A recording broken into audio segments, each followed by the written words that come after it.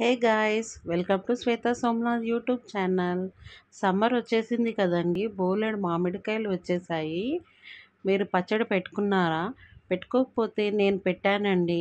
Easy వేలో ఎలా పెట్టుకోవాలో మీకు చెప్తాను, నోట్ చేసుకోండి.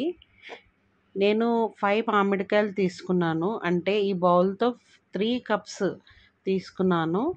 3 కప్స్ ముక్కలకి 1 కప్ మిర్చి పౌడర్, పావు కప్పు సాల్ట్, హాఫ్ కప్పు జీలకర్ర, మెంతులు, ధనియాల పౌడర్. ఈ మొత్తం 3 డ్రై రోస్ట్ చేసుకొని పౌడర్ చేసుకొని వేసుకోవాలండి.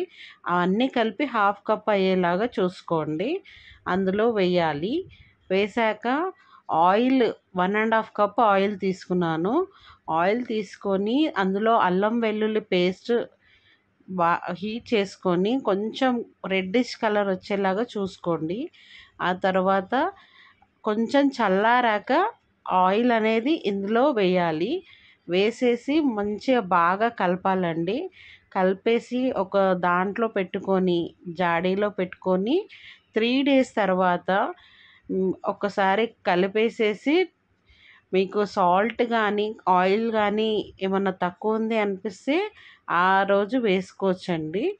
ఒకసారి ఇలా ట్రై చేసి చూడండి. మీకు నచ్చితే కనుక ఒక లైక్ ఇవ్వండి. బాయ్. Thank you.